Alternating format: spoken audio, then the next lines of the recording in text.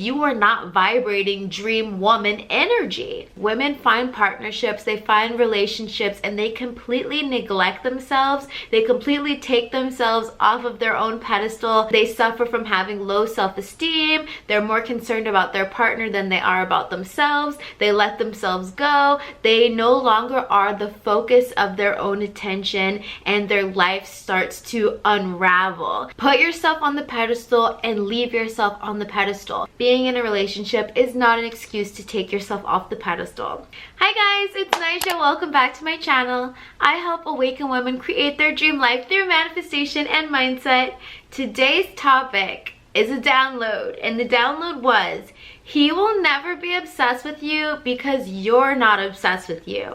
So this is the very last episode. It's module 5 in the Obsessed Masterclass. For those of you guys who are getting to watch this right now, we have been creating an entire masterclass for Obsessed in Dream Life Academy. If you're interested in viewing the full series, you can join our private community, Dream Life Academy. The links are down below. So this is episode 5 or module 5, and the module title was Obsessed in Love. So I'm going to talk about how deeply loving yourself while you're in love, while you're in a relationship, is going to help you to not lose yourself in relationships. A lot of times women find partnerships, they find relationships, and they completely neglect themselves. They completely take themselves off of their own pedestal, and then they suffer from having low self-esteem. They're more concerned about their partner than they are about themselves. They let themselves go. They no longer are the focus of their own attention,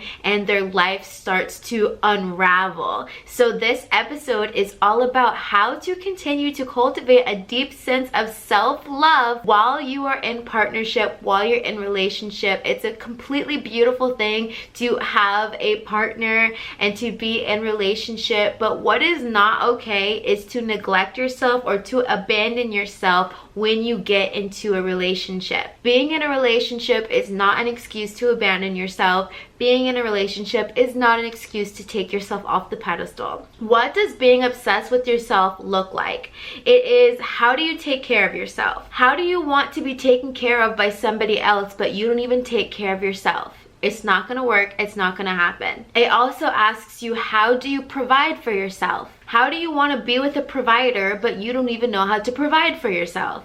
It doesn't make sense. Everything that you're asking for in a partner, I know a lot of us like to say we're manifesting a specific person. Whatever it is that you want from your dream partner, you need to become the reciprocal. You can't expect them to be this incredible, amazing person, and you are not doing the internal work to be also an incredible and amazing person. You're not the reciprocal. Why do you think that you deserve to call in the greatest partner when you are not doing what you need to do internally, emotionally, physically to become your best version?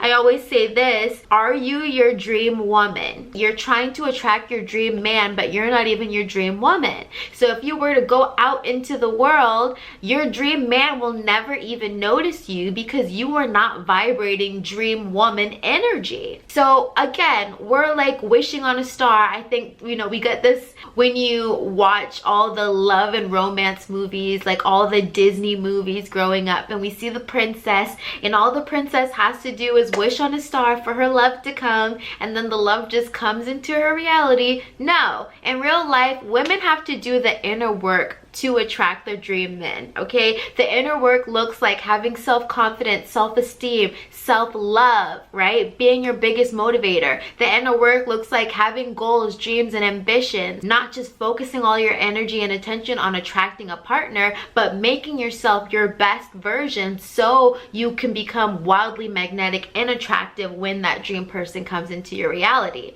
okay? So are you your dream woman? Stop saying I'm gonna attract my dream man, dream partner, dream relationship, and you're not even working to become your dream woman.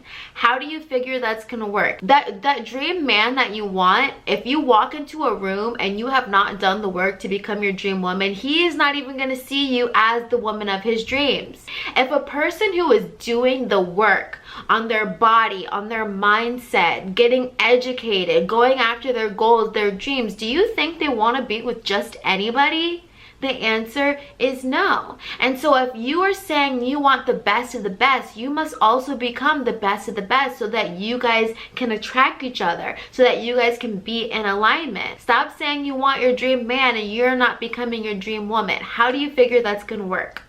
I digress. You guys know sometimes I give tough love messages, so if it's a little bit too aggressive, you know, just pause the video and come back when you can absorb the information. Because somebody told me, why am I yelling at women, or why am I talking down to women? And I'm absolutely not doing that. This channel is about becoming your best self, becoming your best version, and that comes with acknowledging that we've still got work to do. We have not reached the pinnacle of our greatness, and that's okay. We're here to do the inner work. So I told you guys you must become the reciprocal of what you're asking for. So I always give the example that if you want a fit partner who's health conscious, you must become the fit partner who is health conscious. Because how dare you ask somebody to be something that you are not? Right? If you want a partner who is financially stable, who, you know, makes a lot of money, you also need to be working on becoming the reciprocal. Now, I get it. In our society, men are able to date down, meaning that they can date women who are in lower tax brackets because they date for looks, and typically women date for stability. Women date up economically because men are looking for looks, looking for attraction, and women are looking for stability. Women are looking for who is going to be the safest investment for my children, for my lineage, for having a stable household. This is what women are looking for. So we're looking for two different things. What I always like to say is you have to put yourself on the pedestal and keep yourself on the pedestal. Okay, even in love, even in dating, even in relationships, whether you're in a relationship right now or whether you are trying to attract divine partnership, put yourself on the pedestal and leave yourself on the pedestal. What does this mean? Even when you find somebody who you find attractive, they're wildly desirable, oh my God, I'd love to be with them, I'd love for us to have a relationship, you can't put them on the pedestal. You must remain on the pedestal. Why? Because you are more attractive and highly magnetic when you know your worth, when you know your value, when you know that it doesn't matter if I end up with him or somebody else, I am still the most important woman in my world. I am still the most important person in my reality. It doesn't matter how deeply in love you are with somebody, you can never neglect yourself. You can never abandon yourself for somebody else. That is going to be the detriment of your entire existence. I know this from experience, and I also see so many women who are at the, you know, the top of their looks. They look incredible, they take care of their body, they eat well, they're well educated, and then they meet a guy and they become wildly obsessed with the guy instead of staying wildly obsessed with themselves, and then they put the guy on the pedestal, and then they stop taking care of their looks, they stop educating themselves, they stop trying to go after their goals, and then they no longer see themselves as valuable and as worthy as they once did before they got in their partnership. Instead, they see the guy as absolutely everything. He's the sun, moon, and the stars. I will die if I am not with him. You can see how problematic that is, right? Putting somebody above you in that way, if they ever leave you, if they ever cheat on you, if anything ever happens, it will be the biggest hit to your ego and to your self concept of who you think you are. That is why you can never put somebody above yourself. No matter how much you love them, you can love them, you can adore them, you can think they're the sun, moon, and the stars, but you better also have that much admiration for yourself as well, or you will be in trouble. So this is the conversation of obsessed in love. You still have to have a deep sense of self-love even when you're in a relationship. It is a fallacy to believe that as long as he loves me, that's all the love that I need. Wrong. Very wrong, very incorrect. You will be in a very sad and dark place if anything ever happens. Putting your happiness in the hands of somebody else is the scariest thing you could ever do. Okay, so don't fall prey, don't fall victim to that mistake that so many women make. Okay, if you find yourself going through a breakup and you feel lost, like you have no idea who you are after that relationship, it's because you've made that other person your identity. You cannot lose your identity or lose yourself for the sake of being in love. That is why you must remain obsessed with yourself while in love. This doesn't mean that you can't show your partner love, affection, appreciation. It just means that you must, again, put yourself on the pedestal and leave yourself on the pedestal. Everything you did to attract that partner, you stop doing after you get in the relationship. This is a big red flag for women. When you were going out on dates and getting all this attention from guys, you were doing your hair, you were doing your makeup, you were doing your nails, you were making time for self-care, you were reading books, you were educating yourself, you were seeing your friends, going out and having a good time, and then suddenly you're in a relationship and you stop making those nail appointments, you stop making those hair appointments, you stop buying cute clothes for you to wear. Now you're just wearing sweatpants and keeping your hair in a bun all day because all you and your man do is lay on the couch, right? All the things that you did initially to attract him, you no longer do, and eventually you are going to lose your pizzazz. Eventually he is going to be like, oh, she doesn't really seem like the woman that she was when I first started seeing her. Now I know people are gonna get their panties in a bunch and be like, well, that's shallow. He should love me no matter what. He should love me whether I look like this or whether I look like that. That is called unconditional love, and unfortunately, unconditional love is reserved for parents and their children, okay? Only your parents have unconditional love for you. Because let me ask you this. If you found yourself in a relationship with an alcoholic or a drug user who was very physically abusive, would you have unconditional love for them, or would you try and leave the situation and get yourself into a better situation? Hopefully, if you're in the right state of mind, you would leave that situation, right? So you can love somebody, but you are not going to unconditionally love them to your detriment, okay? Which is why I say unconditional love is reserved for parents and their children. If you have a child, you unconditionally love their child, your child. There's nothing in the world that they could do that would make you hate them, upset with them, right? Like even like if your child, I don't know, God forbid, murdered somebody, you would still have unconditional love for your child because that is your creation. However, if you had a boyfriend, girlfriend, or husband, right, and they murdered somebody, like somebody that you really loved or something, you would be like, that is not okay, and you might lose love for them. So this is the concept that I'm talking about. Okay, I digress. You're not selling the vision anymore. The things that you did to attract that man to you, or if you're like in a same-sex relationship, the things that you did to attract that person to you,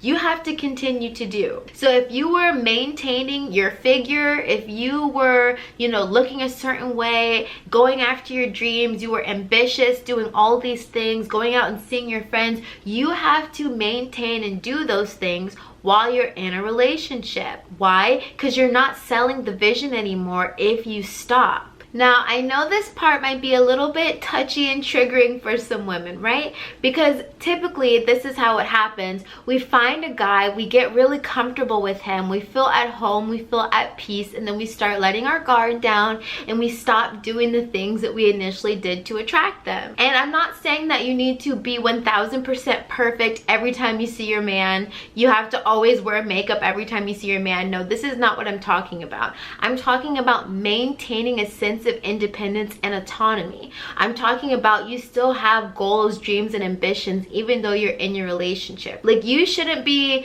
like really on fire and passionate about building your business, and then you meet this man and then it just completely goes out the window and you're like, I don't care about my business anymore. Why? You shouldn't be like, oh my gosh, I love self-care, I love doing my hair, I love doing my makeup, I love taking care of myself, and then you get comfortable in a relationship and then it all goes out the window. Why? Again, please don't misconstrue what I'm saying, because girls will leave comments under my videos talking about, you don't need to do that all the time, you don't need to look good all the time. I'm like, babe, I don't care what you do, right? We're talking about what makes you feel confident. So if getting dressed up makes you feel confident, cool. If wearing sweatpants, walking around the house makes you feel confident, cool. We're not arguing about that, right? What I'm talking about is when you used to take the time to do your hair and do your makeup and get dressed before you left the house, all the things that you did to attract that partner to you, now you have a man and you think, oh, I already have him. I don't need to do this anymore. He's not going anywhere. No, okay? No. You still need to do it. Just like men, when they get in relationships with women and they really wow and impress you when you first meet them. They're buying you flowers. They're opening doors for you. They're planning the best, most exciting dates.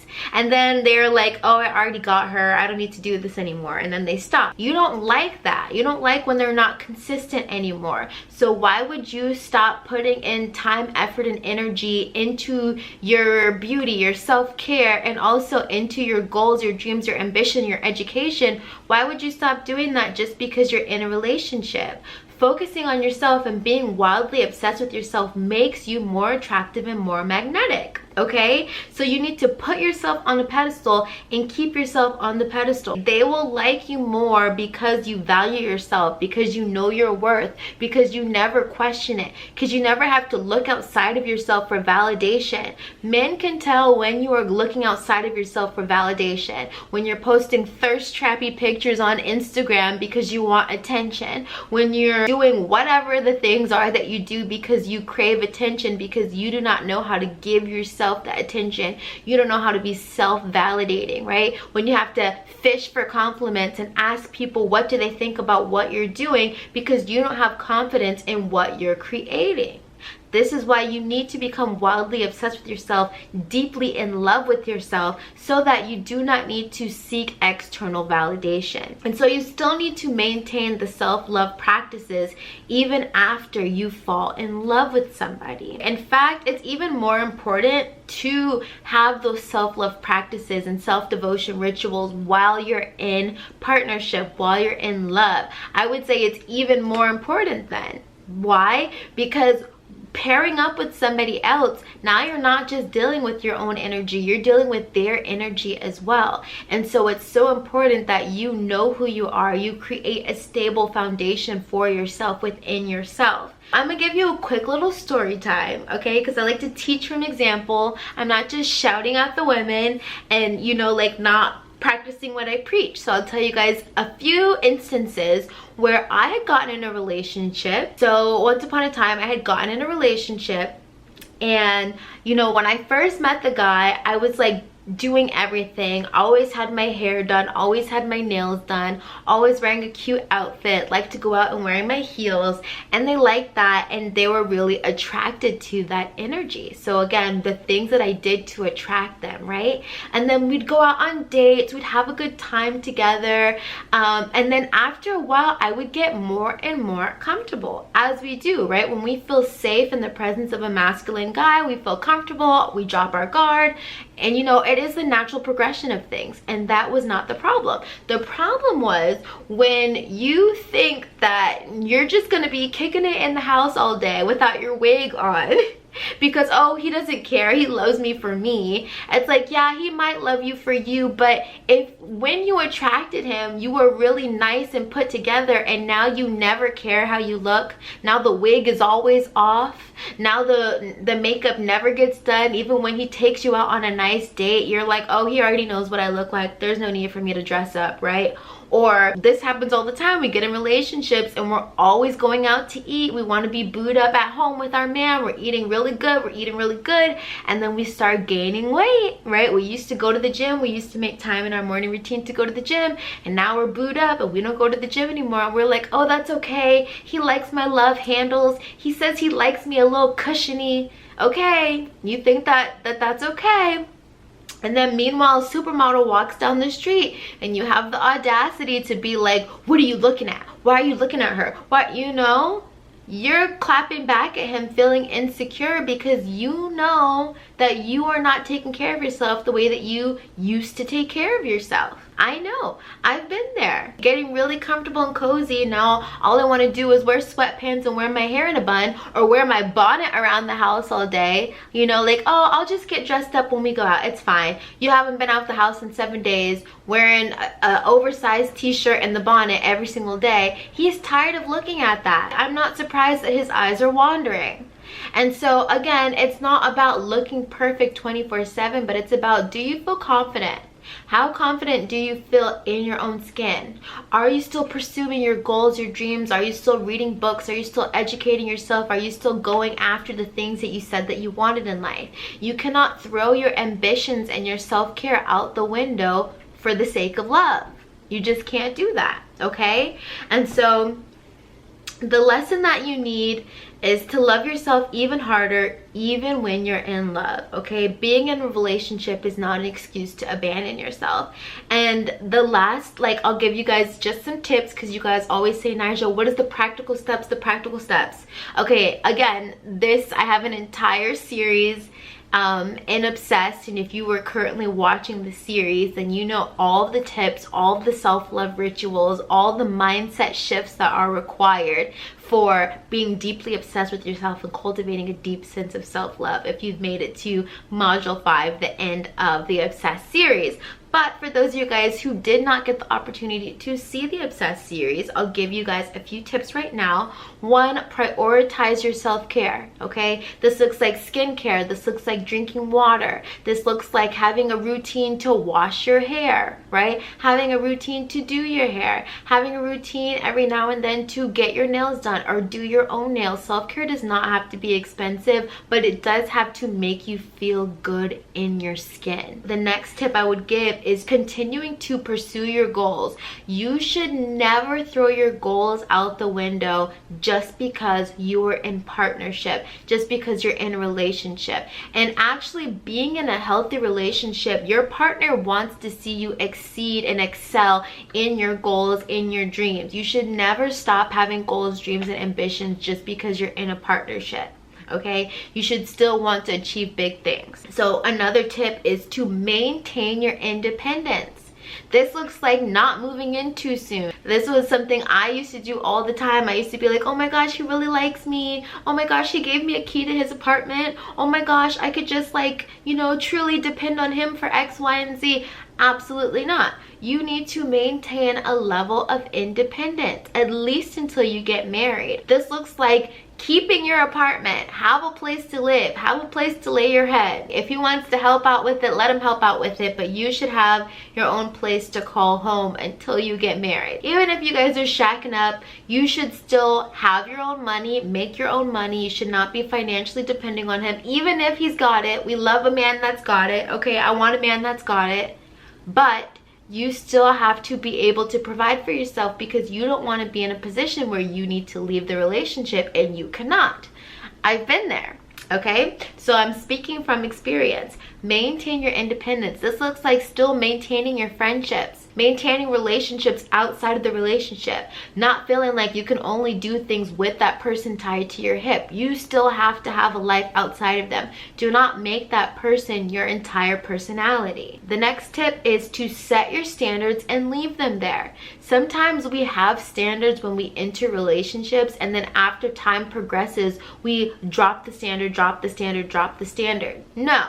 Set the standard and leave it there. Set the bar high and leave it there. Doesn't matter how long you've been with them. You're like, oh, well, no, I already know he can do X, Y, and Z. We've been together for so long. He should be able to maintain the standard.